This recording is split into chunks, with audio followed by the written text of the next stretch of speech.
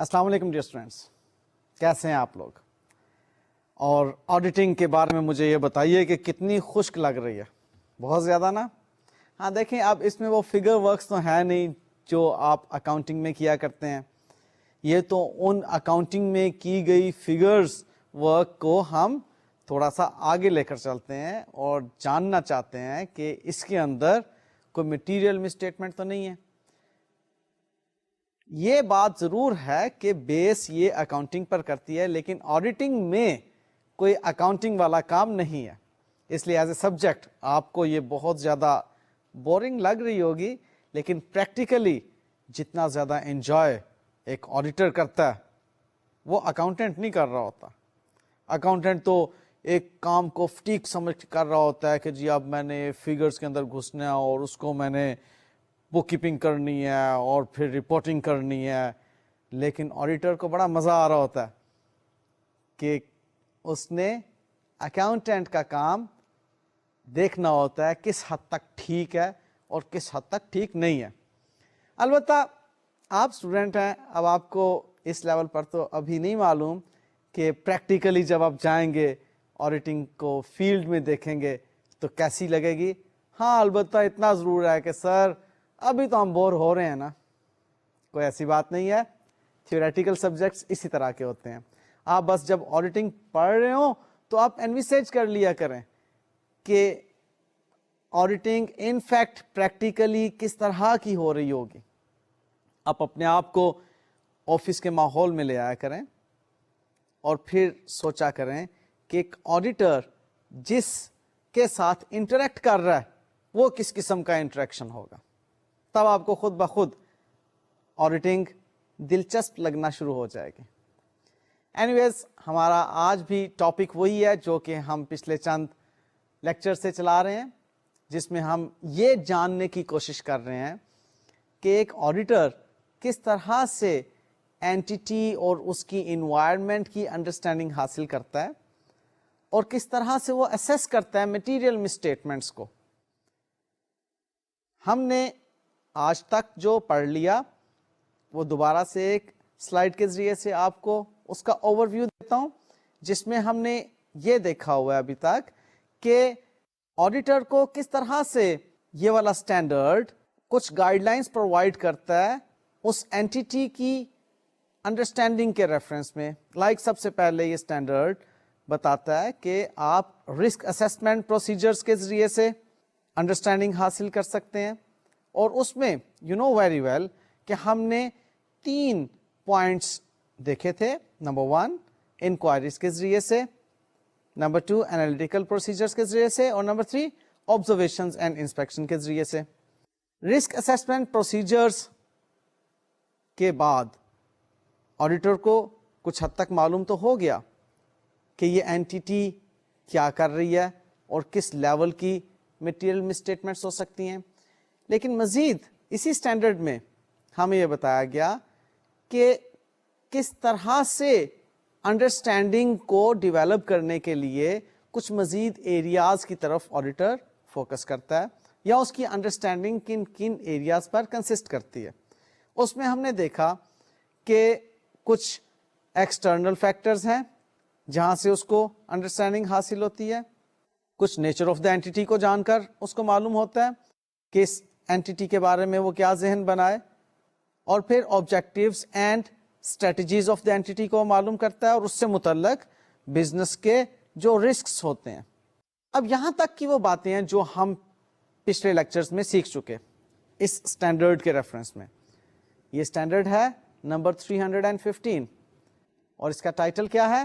Understanding the entity and its environment and assessing the risk of material misstatement. اب ہم بات کو جب آگے بڑھائیں گے انڈرسٹینڈنگ کے ریفرنس میں، تو آج کا ہمارا پوائنٹ یہ بنتا ہے کہ measurement and review of financial performance پر بیس کر کے آڈیٹر کس طرح سے انڈرسٹینڈنگ حاصل کرتا ہے. اب یہ فائنینشیل پرفارمنس کی جب بات آتی ہے تو remember financial performance is about profitability. اب فائنینشیل پرفارمنس میں ہم نے دیکھنا یہ ہے اس کی میجرمنٹ، اس کے ریویو کے اندر، کہ یہ اینٹیٹی کتنا اچھا بزنس کر رہی ہے. اب اس میں بعض اوقات بہت اہم ایریاز بھی سامنے آتے ہیں آڈیٹر کے، اور اسپیشلی آڈیٹر کو یہ بھی معلوم ہوتا ہے کہ فائنینشیل پرفارمنس کو بہتر بنانے کے لیے بعض اوقات اینٹیٹی اپنے اوپر ایک پریشر بلڈ اپ کر لیتی ہے، اور اس پریشر کو ریلیز کرنے کے لیے کچھ مٹیریل مسٹیٹمنٹس پھر ہوتی ہیں، اور یہی وہ ایریا ہوتا ہے پھر آڈیٹر یہاں پر ویجیلنٹ ہو جاتا ہے اور دیکھتا ہے کہ یہاں کوئی مٹیریل مسٹیٹمنٹس تو نہیں ہیں فائنینشیل پرفارمنس کو میجر اور ریویو کرنے کے دوران. تو آئیے دیکھتے ہیں کہ کون کون سے سورسز ہیں جن کے ذریعے سے فائنینشیل پرفارمنس میجر کی جا سکتی ہے اور ریویو کی جا سکتی ہے. ان میں بنیادی طور پر دو سورسز ہیں، ایک انٹرنلی جنریٹڈ انفارمیشن اور دوسرے external sources. When we talk about internally generated information تو وہاں پر مینجمنٹ کی طرف سے جو رپورٹس جنریٹ ہوتی ہیں وہ آ جاتی ہیں، انٹرم فائنینشیل اسٹیٹمنٹس آ جاتی ہیں، اینول رپورٹس آ جاتی ہیں، فائنینشیل ریویوز آ جاتے ہیں. یہ تمام کی تمام جو ہیں انٹرنلی جنریٹڈ انفارمیشن ہیں. اور کچھ ایکسٹرنل بھی سورسز ہوتے ہیں فائنینشیل پرفارمنس کو میجر کرنے کے. اس میں ہمارے پاس کمپیٹیٹرز کی طرف سے جنریٹ کی ہوئی رپورٹس، کریڈٹ ریٹنگ ایجنسیز کی رپورٹس اور اینالسٹس کی رپورٹس بہت زیادہ اہم ہوتی ہیں.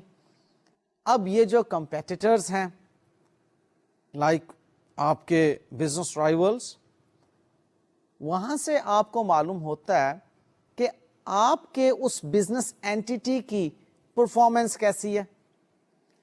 اب وہ بزنس رائیولز جو ہیں وہ اپنے لیول پر بزنس کو جس طرح سے لے کر چل رہے ہیں، ان کی رپورٹس کیا کہہ رہی ہیں، اور ہم کس لیول پر اس وقت بیٹھے ہوئے ہیں. پھر کریڈٹ ریٹنگ ایجنسیز آپ کے بارے میں کس لیول کی انفارمیشن دے رہی ہیں کہ آپ باہر کی دنیا میں کہاں پر رینک ہوتے ہیں. اور پھر اینالسٹس جس طرح سے آپ کی فائنینشیل اسٹیٹمنٹس کو اینالائز کرتے ہیں وہ آپ کو کہاں پر رینک کرتے ہیں. تو ان تمام سورسز پر بیس کر کے آڈیٹر کن ایریاز پہ فوکس کر رہا ہوتا ہے. لائک اب آڈیٹر کنسیڈر کرے گا کہ کی ریشوز کیا ہیں اور آپریٹنگ اسٹیٹسٹکس کیا ہیں. اب یہ ایک بنیادی چیز ہے جس کے ذریعے سے آڈیٹر اس کی یعنی کہ اس آڈٹ اینٹیٹی کی، آڈٹ کلائنٹ کی پرفارمنس کو میجر کر رہا ہے اور ریویو کر رہا ہے. اب وہ کی ریشوز کی جب ہم بات کرتے ہیں تو یہاں پر پروفیٹیبلٹی ریشوز آ جاتی ہیں. When you talk about profitability ratios تو اس میں کچھ تو بڑی بنیادی ریشوز ہیں like gross profit ratio, your operating profit ratio, expenses کی ریشو آن سیلز، اور کچھ تھوڑی سی زیادہ ٹیکنیکل ہے like return on capital employed, return on owners equity. اب یہ ریشوز آڈیٹر کو بتاتی ہیں کہ how well the entity is performing financially. اب اس کی پرفارمنس کو میجر کرتا ہے آڈیٹر چند ایک ریشوز پر بیس کر کے، اور تب آڈیٹر کو جو نالج حاصل ہوتا ہے اس کے اوپر بیس کر کے وہ آڈیٹر اندازہ لگاتا ہے کہ کوئی میٹیریل مس اسٹیٹمنٹ تو نہیں ہے. اب لائک ایک انڈسٹری کی نارم ہے کہ وہاں پر پروفٹ آفٹر ٹیکس کی ریشو آن سیلز سپوزلی 12% ہوگی. اب اگر اس اینٹیٹی نے پروفٹ آفٹر ٹیکس کی جو ریشو بنائی ہوئی ہے وہ بنتی ہے کوئی 8%, تو ڈیفینیٹلی آڈیٹر کو اسٹرائک کرے گا کہ نارمس تو یہ نہیں ہے. ریٹرن آن کیپٹل امپلائڈ کو بھی وہ بینچ مارک سے کمپیئر کر کے ایک نالج اسرٹین کرے گا کہ کوئی مٹیریل مسٹیٹمنٹ تو نہیں ہے. تو بہرحال آڈیٹر کچھ نہ کچھ کی ریشوز کے ذریعے سے پرفارمنس کو میجر کر رہا ہوتا ہے. نیکسٹ ہم دیکھتے ہیں کہ کچھ KPIs ہوتے ہیں کی پرفارمنس انڈیکیٹرز جن پر آڈیٹر فوکس کرتا ہے, انہیں وہ کنسیڈر کرتا ہے. فار ایگزامپل کہ امپلائیز کو کتنی آؤٹ پٹ دینا چاہیے, را مٹیریل پر KG کتنے یونٹس پروڈیوس کرنے کے لیے ضروری ہے, آؤٹ پٹ کو اینالائز کرتا ہے. آؤٹ پٹ کو کمپیئر کرتا ہے وہ number of units of electricity کے ساتھ. اب یہ اس قسم کی جو کمپیریزنز ہیں وہ آڈیٹر کو ایک نالج پرووائڈ کرتی ہیں کہ یہ اینٹیٹی جو ہے مس اسٹیٹمنٹ تو نہیں کر رہی. اب جیسے میں نے الیکٹریسٹی کی کنزمپشن کے ریفرنس میں آپ سے بات کی, اب کچھ نمبر آف یونٹس جو اس مل میں, اس کمپنی میں, اس فیکٹری میں پروڈیوس ہو رہے ہیں, اس کے لیے اسٹینڈرڈ آڈیٹر کو معلوم ہے یا اس نے ریسرچ کر کے وہ معلوم کیا ہوا ہے کہ یہ نمبر آف یونٹس اتنی الیکٹریسٹی کنزیوم کرتے ہیں. اب وہ دیکھے کہ منتھلی جتنی الیکٹریسٹی کنزیوم ہو رہی ہے کیا اتنے ہی نمبر آف یونٹس پروڈیوس ہو رہے ہیں. اب یہ چیز انڈیکیٹ کر دے گی اسے اگر کوئی ڈسکریپنسی ہوگی کہ یہاں پر ڈیفینیٹلی کوئی مٹیریل مسٹیٹمنٹ موجود ہے. بہت ویجیلنٹلی آڈیٹر یہ کام کر رہا ہوتا ہے. اس لیے میں نے آپ کو کہا تھا کہ پریکٹیکلی جب آڈٹ آپ کر رہے ہوتے ہیں تو وہاں پر بہت انجوائے کر رہے ہوتے ہیں. وہاں پر اتنی بورنگ کلاس نہیں ہوتی جتنی بورنگ اس وقت ہے کہ تھیوری پڑھ رہے ہیں اور کچھ بھی نظر نہیں آ رہا. تو وہاں پر تو آپ پریکٹیکلی چیزیں دیکھ رہے ہیں, ریشوز کیلکولیٹ کر رہے ہیں, وہاں پر ان کو بار بار آپ چیک کر رہے ہیں کہ بھائی آپ کا تو اس طرح سے پرفارمنس ہونی چاہیے تھی, کم ہے یا زیادہ ہے, کیوں ہے. وہاں سے اب آپ وہاں سے ایسرٹین کر رہے ہوتے ہیں ریزنز, اور بڑا ویجیلنٹلی ان ساری چیزوں کو آپ کر رہے ہوتے ہیں تاکہ آپ کہیں پر بھی مٹیریل مسٹیٹمنٹ کا خدشہ جو کہ آڈٹ رسک ہے وہ نہ رہنے دیں. اسی طرح سے ہم نیکسٹ پوائنٹ پر چلتے ہیں کہ employee performance measures and incentive compensation policies. یہاں پر بھی آڈیٹر اب دیکھتا ہے کہ امپلائی پرفارمنس میئرز کیا ہیں. اب جیسے میں آؤٹ پٹ کی ہی ایگزامپل دے رہا ہوں, وہیں پر اب آپ امپلائی کی پرفارمنس کو بھی چیک کر سکتے ہیں مختلف لیول پر, صرف آؤٹ پٹ کے لیول پر ہی نہیں. اب یہاں پر امپلائی ٹرن اوور ریشو کی بھی بات آتی ہے کہ یہ جو اینٹیٹی ہے کتنے امپلائیز کے ساتھ کام کر رہی ہے, اور امپلائیز کیوں یہاں پر جو ہیں وہ ٹک کر کام نہیں کر رہے, کیوں امپلائیز جو ہیں بار بار چلے جاتے ہیں اور نئی اپوائنٹمنٹس کرنا پڑتی ہیں. پھر ڈیفینیٹلی جب نئے امپلائیز آتے ہیں, سسٹم کو سمجھتے ہیں, وہاں پر ان کو سسٹم سمجھنے میں جو ٹائم لگتا ہے, اگین وہاں پر پھر سے میٹیریل مسٹیٹمنٹ کا خدشہ پیدا ہو جاتا ہے. اس ایریا پر بھی آڈیٹر خاص طور پر فوکس کرے گا. پھر ٹرینڈز کی بات آتی ہے. اب ٹرینڈز کے مطابق جو اوور دا ایئرز ٹرینڈز ہوتے ہیں, فیشن جسے آپ کہتے ہیں, اس کے مطابق انڈسٹری میں گروتھ ہو رہی ہے, ہماری اس اینٹیٹی میں گروتھ کیوں نہیں ہو رہی, کہیں کسی چیز کو کنسیل تو نہیں کیا جا رہا, یا ڈکلائن ہے تو ہم کیوں گروتھ شو کر رہے ہیں, کیا اننیسیسریلی کوئی چیز میٹیریلی مسٹیٹ تو نہیں ہو رہی. تو ٹرینڈز کے ساتھ بھی کمپیئر کرتا ہے آڈیٹر کہ ٹرینڈ کیا کہتا ہے. ٹرینڈ چاہتا ہے یا ٹرینڈ کے اوپر بیس کر کے اگر ہم دیکھیں تو گروتھ ہونی چاہیے تھی, اینٹیٹی میں تو گروتھ نظر ہی نہیں آ رہی, کیوں. اب وہ اس کیوں کے جواب کے پیچھے آڈیٹر بھاگتا ہے. اب یہ ایسی بات نہیں ہے کہ آڈیٹر جو ہے، دیکھیں ہم نے ایک لفظ پڑھا تھا پروفیشنل اسکیپٹسزم، مطلب unnecessarily وہ شکی نہیں ہوتا، شکی بھی ہوتا ہے تو پروفیشنل لیول پر شکی ہوتا ہے. اب اس کا وہ پروفیشن تقاضا کر رہا ہے کہ بھائی ٹھیک ہے میں مان لیتا ہوں کہ آپ کی گروتھ نہیں ہوئی، لیکن آپ مجھے سیٹسفائی کر دیں کہ کیوں گروتھ نہیں، میرے مطابق تو یہ گرو کرنا چاہیے تھی اینٹیٹی. اب وہ پھر اگر اس کو اس کا جواب پراپرلی مل جاتا ہے تو وہ سیٹسفائی ہے، اس کو ڈاکیومنٹ کر لیتا ہے کہ جی based on these very reasons اس کی پرفارمنس جو ہے وہ رک گئی. کچھ بھی ریزنس ہو سکتے ہیں. بات کو فالو کر رہے ہیں نا؟ چلیں اب نیکسٹ دیکھتے ہیں. Use of forecast, budgets and variance analysis. اب جو بجٹس بنائے ہوئے ہیں، جو فور کاسٹ موجود ہیں، ان کو بیس کرتا ہے آڈیٹر، اور جو فائنینشیل پرفارمنس ہمیں نظر آ رہی ہے، جو فائنینشیل فیکٹس اینڈ فگرز اس سال کے ہمیں نظر آ رہے ہیں، ان کو ان کے ساتھ کمپیئر کرتا ہے بجٹس کے ساتھ. لائک بجٹ تو بنایا ہوا تھا سیلز کا اتنے ملین روپیز کا، لیکن سیلز جو ہیں وہ وہاں تک نہیں پہنچ سکیں. کیوں؟ کیا کوئی ہم نے میٹیریل مسٹیٹمنٹ تو نہیں کی، کوئی چیز کنسیل تو نہیں کی سیلز کے لیول پر؟ ہم نے بجٹ تو بنایا تھا نمبر آف امپلائیز کے ریفرنس میں کہ اتنے امپلائیز کام کریں گے اس سال میں، ہم تو اس سال میں اتنے امپلائیز کے ساتھ کام نہیں کر رہے، کم نمبر آف امپلائیز کے ساتھ کام کر رہے ہیں.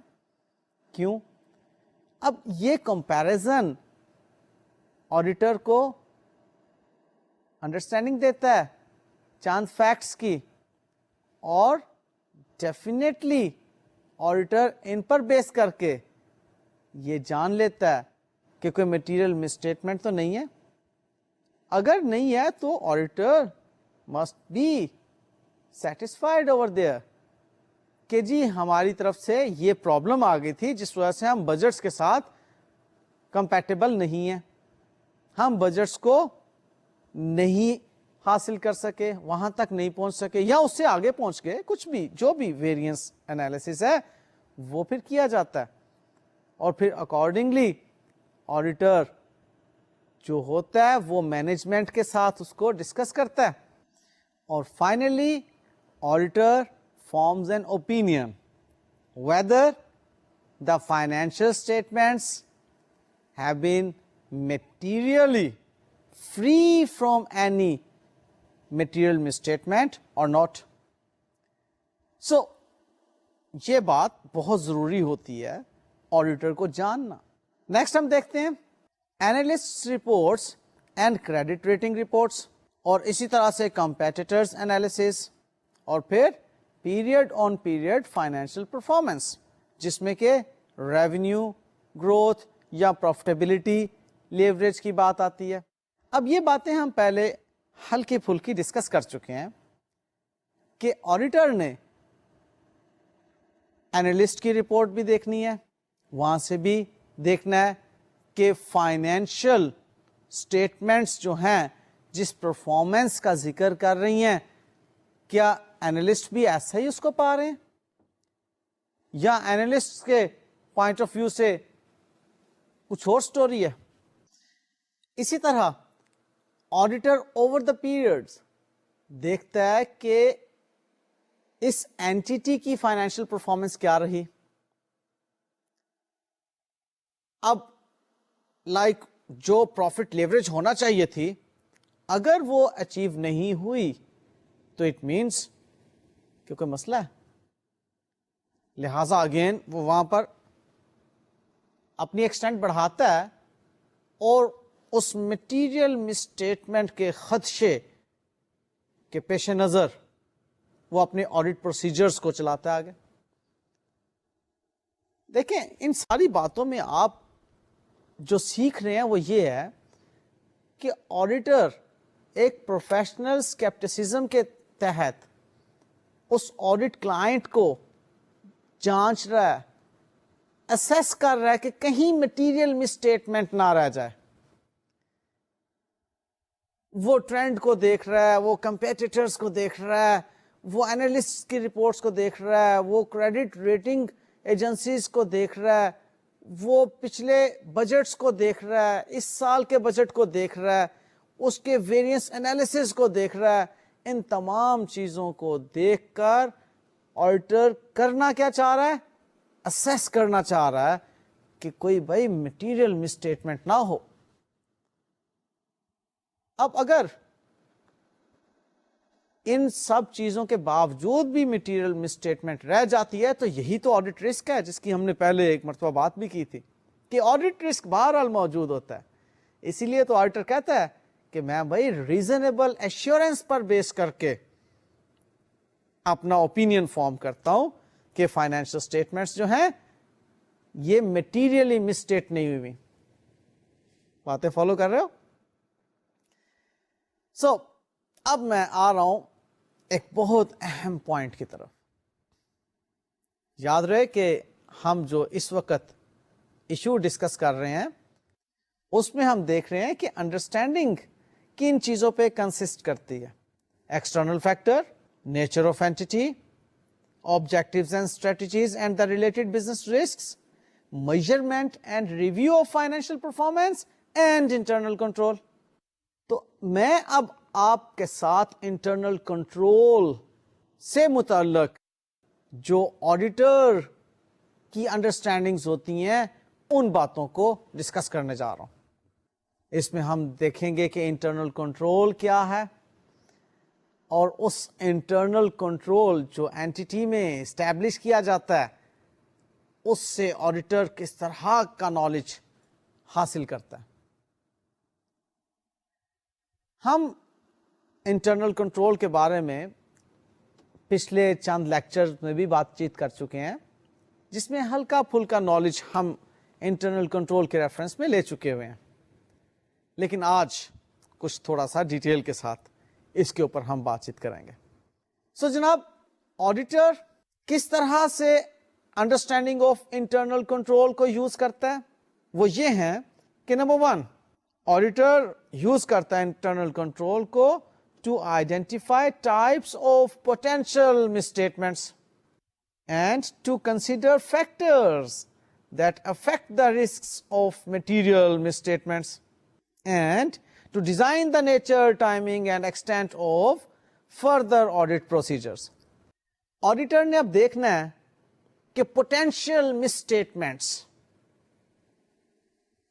کیا ہو سکتی ہیں, ان کو وہ آئیڈینٹیفائی کرے گا. انٹرنل کنٹرول کی انڈرسٹینڈنگ کے بعد انٹرنل کنٹرول, ابھی میں اس کی باقاعدہ ڈیفینیشن کے بعد آپ سے ڈسکس کروں گا کہ انٹرنل کنٹرول کیا ہوتا ہے. جنرلی آپ کو یہ بتایا ہوا ہے کہ چیکس اینڈ بیلنسز جو ایک آرگنائزیشن میں موجود ہوتے ہیں ان کو انٹرنل کنٹرول کہتے ہیں. اب وہ آڈیٹر ان چیکس اینڈ بیلنسز سے ایک انڈرسٹینڈنگ لے رہا ہے اور پھر وہ اپنا ذہن بنا رہا ہے کہ چیکس اینڈ بیلنسز ویک اگر ہیں تو کہاں کہاں پر پوٹینشیل مسٹیٹمنٹ موجود ہو سکتی ہے, اور پھر کون سے فیکٹرز ہیں that affect the risk of material misstatement. اب مٹیریل مسٹیٹمنٹ کا جو رسک ہے یہی آڈٹ رسک ہے. اب کن فیکٹرز پر بیس کرتا ہے رسک, یہ بھی آڈیٹر کو کب معلوم ہوتا ہے؟ جب وہ انٹرنل کنٹرول کو اسٹڈی کر لیتا ہے, اس اینٹی کے انٹرنل کنٹرول کو. اب auditor nature, timing and extent of the audit procedures determine کرتا ہے. سو بہت اہم چیز ہے انٹرنل کنٹرول کے بارے میں جاننا آڈیٹر کے لیے, کیونکہ اس نے اب انٹرنل کنٹرول کو جاننے کے بعد نیچر, ٹائمنگ اینڈ ایکسٹینٹ کس طرح کے ہوں, کب ہوں اور کس حد تک ہوں آڈٹ پروسیجرز, یہ ڈٹرمن کرنا. تو ڈیفینیشن آف انٹرنل کنٹرول کیا ہوئی؟ Internal control is the process designed and effected by those charged with governance management and other personnel to provide reasonable assurance about the achievement of the entity's objectives with regard to reliability of the financial reporting, effectiveness and efficiency of operations, and compliance with applicable laws and regulations. تو سب سے پہلی بات اس definition میں ہم کیا دیکھتے ہیں کہ انٹرنل کنٹرول ایک پروسیس ہے جو کون ڈیزائن کرتا ہے؟ Those who are charged with governance. پہلے بھی بتا چکا، یعنی کہ ڈائریکٹرز، انہوں نے ڈیزائن کرنا ہے اس پروسیس کو. اب اس کے اندر مینجمنٹ آ جاتی ہے. کیوں انہوں نے ڈیزائن کرنا ہے؟ وہ اس ڈیفینیشن کا اگلا حصہ ہے تاکہ ریزنیبل ایشورنس حاصل ہو سکے. اب دیکھیے مینجمنٹ بھی جو ہے وہ سرٹینٹی کی بات نہیں کر رہی، کیونکہ انہیں پتا ہے کہ ادھر ہیومن انوالو ہے، ہیومن ایرر بھی ہو سکتا ہے، سسٹم کولیپس بھی کر سکتا ہے کولیجنز کی وجہ سے، اور کئی بھی اس قسم کے مسائل ہیں ان کی بنا پر. سو یہاں پر اس ڈیفینیشن میں یہ بات موجود ہے کہ انٹرنل کنٹرول کی وجہ سے کوئی سرٹینٹی نہیں آ جاتی، بلکہ ایک ریزنیبل ایشورنس حاصل کرتی ہے مینجمنٹ.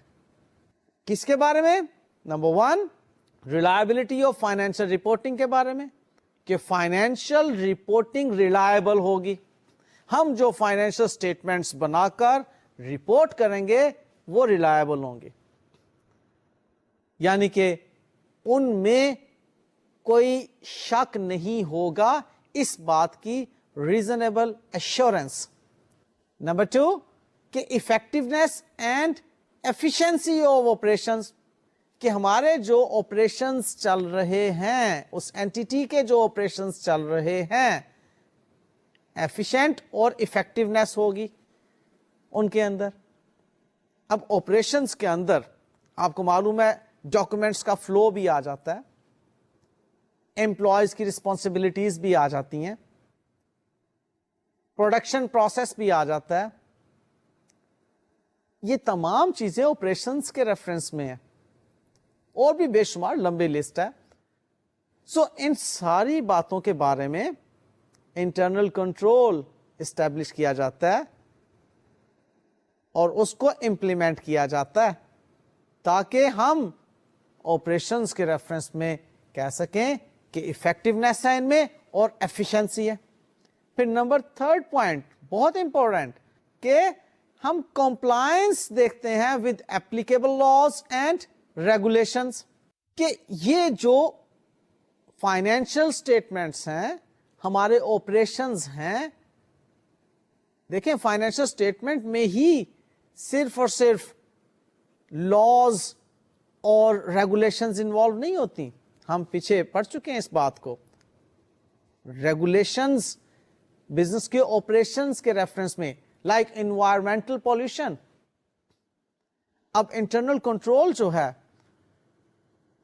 وہ اس چیز کو چیک کرے گا کہ کیا جو ہماری ریگولیشنز ہیں ان کے مطابق ان پالیسیز کو فالو کرتے ہوئے ہم اپنی اینٹیٹی میں آپریشنز چلا رہے ہیں. سو جو بھی رولز اینڈ ریگولیشنز لاز جو اپلیکیبل ہیں ان کے مطابق بزنس چلایا جا رہا ہے، بھلے وہ فائنینشیل رپورٹنگ سے متعلق ہوں یا ادروائز آپریشن سے متعلق ہوں. سو یہ ہے کمپلیٹ ڈیفینیشن انٹرنل کنٹرول کی، کہ ڈیزائن کرنے والا کون ہے؟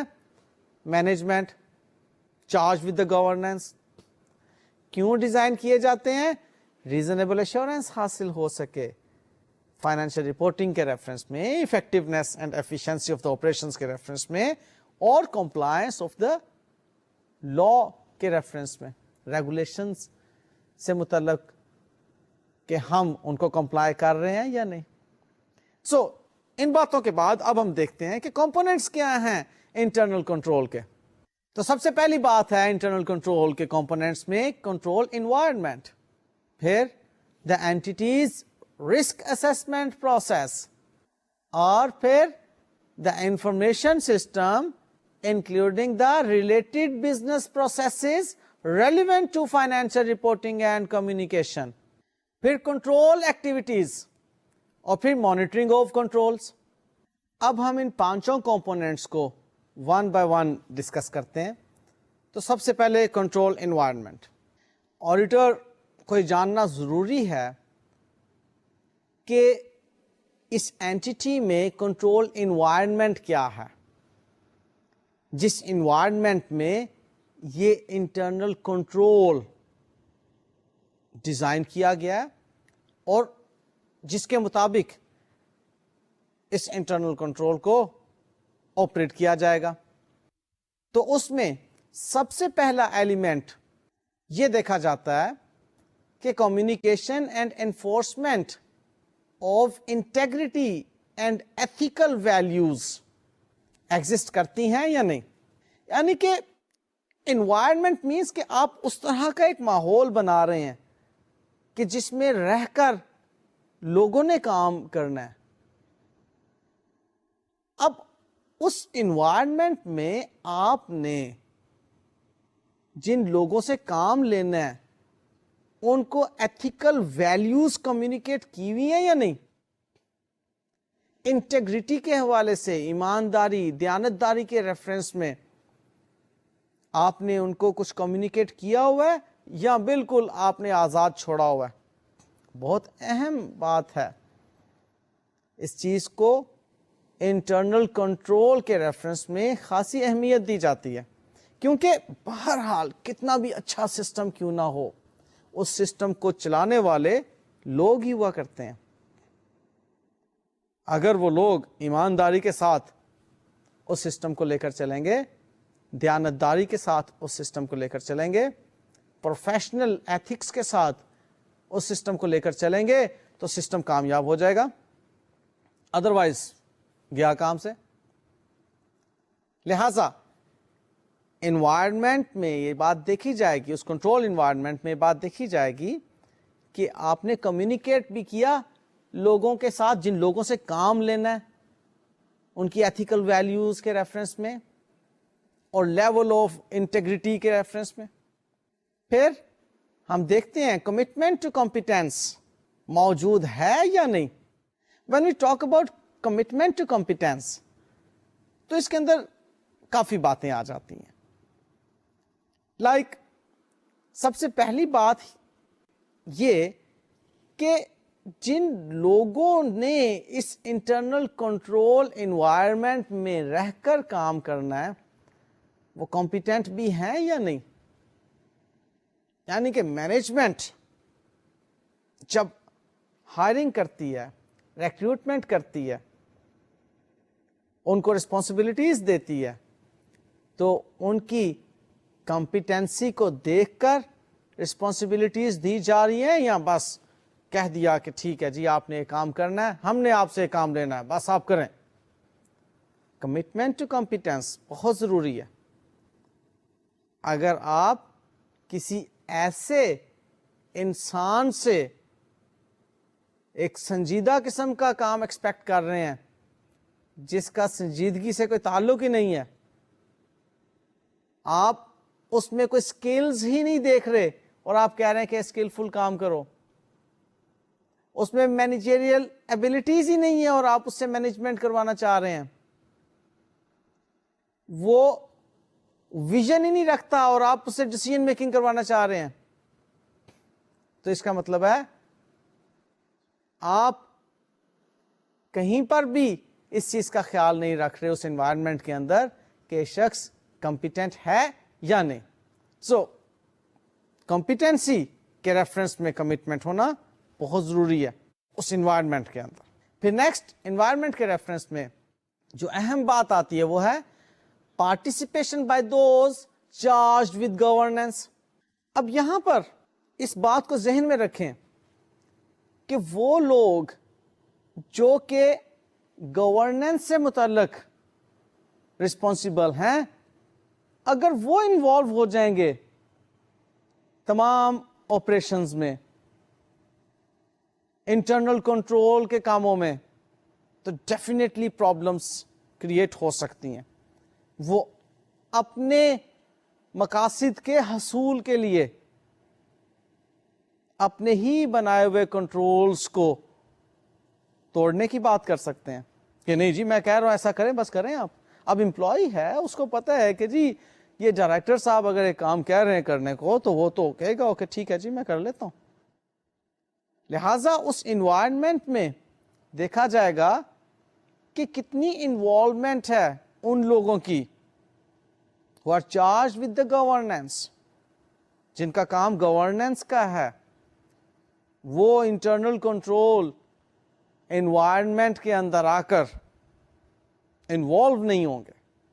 پھر نیکسٹ، آرگنائزیشنل اسٹرکچر کو، مینجمنٹ فلسفی اینڈ آپریٹنگ اسٹائل کو بہت اہمیت حاصل ہے انٹرنل کنٹرول انوائرمنٹ میں. اب کس فلسفی کے تحت مینجمنٹ اس بزنس کو چلانا چاہتی ہے، اس کا ٹیمپرامنٹ کیا ہے، کیا واقعی کنٹرول میئرز جو اسٹیبلش کی ہوئی ہیں ان کو اسٹرکٹلی فالو کیا جانا چاہیے، ایسا چاہتی ہے مینجمنٹ یا نہیں. ہو سکتا ہے مینجمنٹ نے کنٹرول میئرز تو بنا دی ہوں لیکن خود ان کے سامنے کنٹرولز ٹوٹ رہے ہوں اور وہ خاموشی سے بیٹھے ہوں کہ ٹھیک ہے یار بس لینینٹ چل رہے ہیں، خیر ہے چلنے دو. اب اس لینینسی کا جو ہوگا نقصان ہوگا اور مٹیریل مس اسٹیٹمنٹ وہاں پہ موجود ہو سکتی ہے. لہذا انٹرنل کنٹرول انوائرمنٹ کو اسٹڈی کرتے ہوئے آڈیٹر یہاں پر بھی فوکس کرے گا کہ مینجمنٹ کی فلسفی کیا ہے اور آپریٹنگ سٹائل کیا ہے. ان ساری چیزوں پر آڈیٹر کا فوکس ہونا چاہیے، آڈیٹر کو کنسیڈر کرنا چاہیے انٹرنل کنٹرول انوائرمنٹ کو انڈرسٹینڈ کرتے ہوئے. دو باتیں، مینجمنٹ کی فلسفی اور آپریٹنگ سٹائل.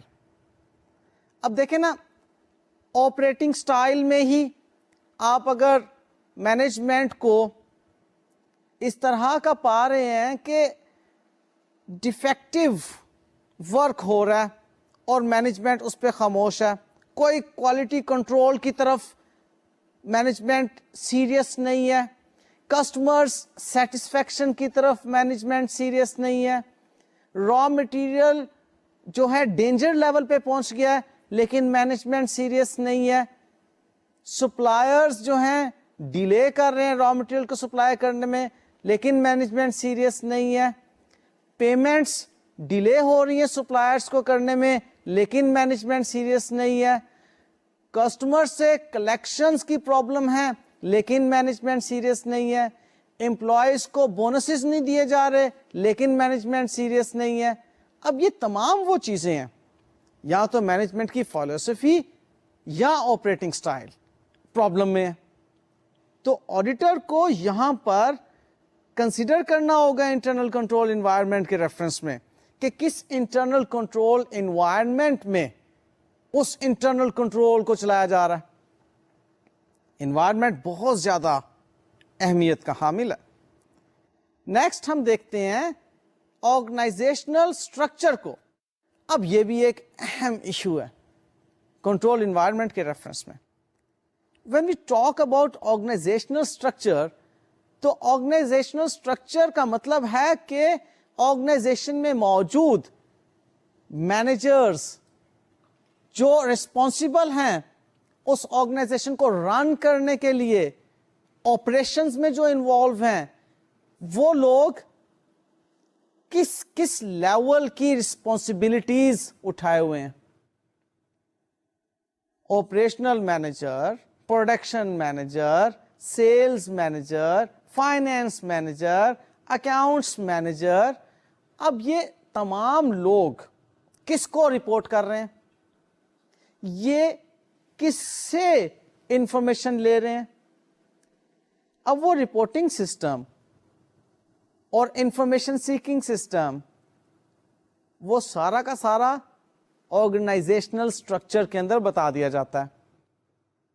کہ کون شخص کس کیپیسٹی میں کن فنکشنز کو پرفارم کرے گا اور کس کو رپورٹ کرے گا. یہ چیز آڈیٹر جانتا ہے کہ اگر ٹھیک طریقے سے اس اسٹرکچر کو ڈیولپ نہیں کیا گیا تو میٹیریل مس اسٹیٹمنٹس ہو سکتی ہیں, رپورٹنگ غلط ہو سکتی ہے, انفارمیشن میں پرابلم آ سکتی ہے. لہذا کنٹرول انوائرمنٹ کے اندر آرگینوگرام کا, آرگنائزیشنل اسٹرکچر کا ایک بہت اہم رول ہے. نیکسٹ, کنٹرول انوائرمنٹ میں جو امپورٹنٹ چیز ہے وہ ہے human resource policies and practices. اب ہیومن ریسورس, اس بارے میں پہلے بھی ہلکی سی میں بات کر چکا ہوں کہ وہ پرسنل جنہوں نے اپنی ڈیوٹیز پرفارم کرنی ہے, جنہوں نے اس اینٹیٹی کو لے کر چلنا ہے. لائک ہیومن ریسورس وہ ہیں جو اس اینٹیٹی کے بازو ہیں, اس اینٹیٹی کے ہاتھ ہیں, پاؤں ہیں, دماغ ہیں, آنکھیں ہیں. اینٹیٹی نے تو ہیومن ریسورس سے ہی آگے چلنا ہے نا. ان کے بارے میں کیا پالیسیز ہیں, کیا اسٹریٹجیز ہیں, کس لیول کی ہیومن ریسورس کو ہائر کیا جاتا ہے اور ان کو کس طرح سے اس اینٹیٹی میں ریٹین کیا جاتا ہے, ان کی rights and duties and obligations کس طرح سے ڈٹرمن کی جاتی ہیں اور ان سے کام کس طرح سے لیا جاتا ہے. یہ تمام چیزیں اس انوائرمنٹ سے متعلق ہیں. یہ وہ چیزیں ہیں جو انوائرمنٹ میں موجود ہوتی ہیں اور آڈیٹر کی ایک خاص نظر ہوتی ہے ان تمام چیزوں پر, کیونکہ انہی پر بیس کر کے پھر آڈیٹر اسیس کرتا ہے کہ انٹرنل کنٹرول کتنا افیکٹو ہے. نیکسٹ, انوائرمنٹ کو اسٹڈی کرنے کے بعد سیکنڈ کمپونینٹ ہے دا اینٹیٹیز رسک اسیسمنٹ پروسیس. اب دس از دا پروسیس.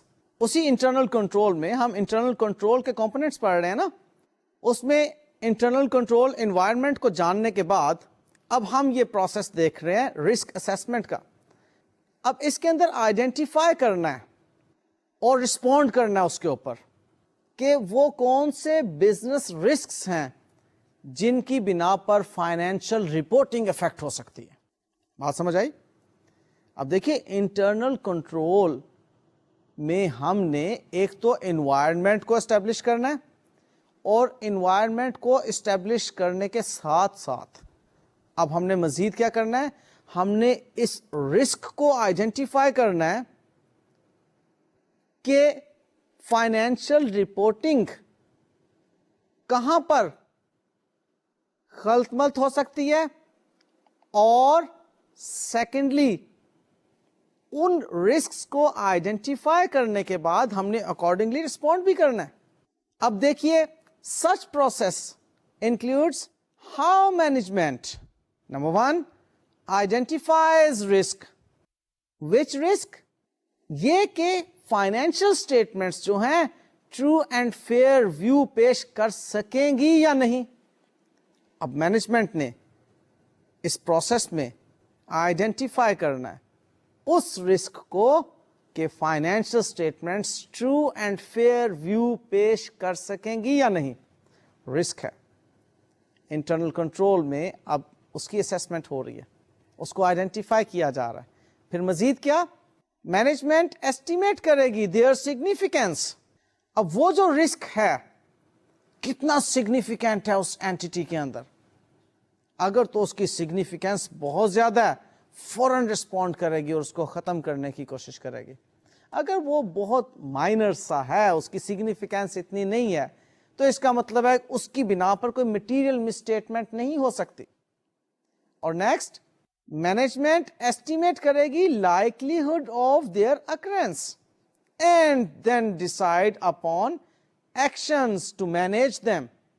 اب یہ اینٹیٹی کے رسک اسیسمنٹ پروسیس میں مینجمنٹ کی رسپانسبلٹی آئے گی کہ وہ دیکھے کہ رسک کیا ہے ان کو آئیڈینٹیفائی کرے, ان کی سگنیفیکینس کو ایسٹیمیٹ کرے,